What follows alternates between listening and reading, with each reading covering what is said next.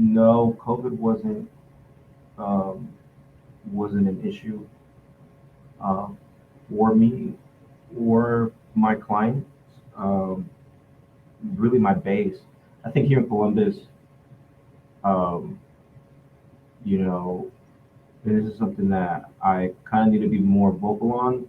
But I think investors look for disaster like to happen, and then that's when they come in and they wanna just buy more. That's what I've been trying to listen to more content from all over the place and really try to soak in what has happened in the past. And investors love stuff like that, whether if it's in real estate or the stock market, or really wherever whatever they can get their hands on that's cheap, and that'll eventually like hold its value.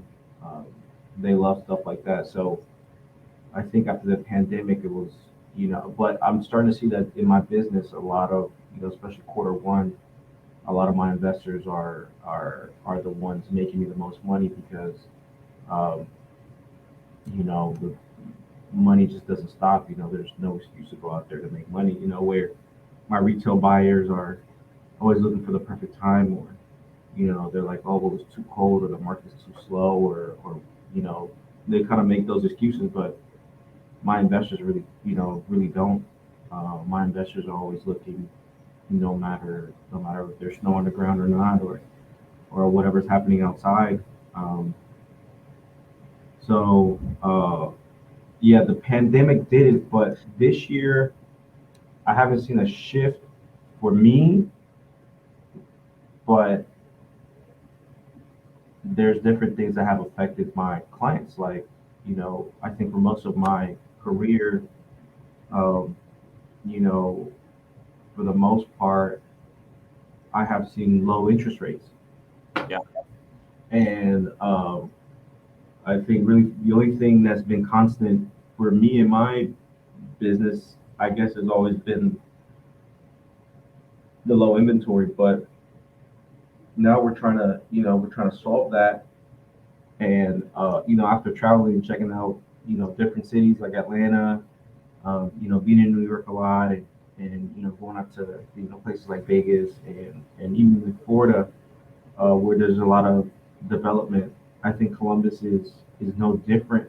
I think all eventually when somebody says Columbus, in about 20 years, it's going to include places like Lancaster, places like Marion, Delaware.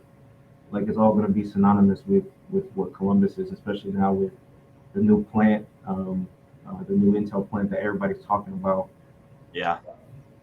All of that is just going to be, and all the construction that's going on, and all the need for construction.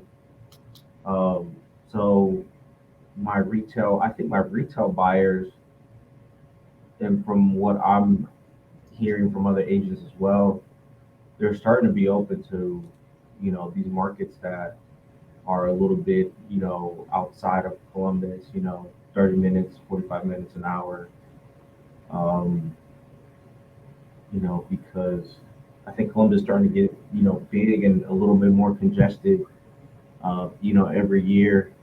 And so there's all this growth.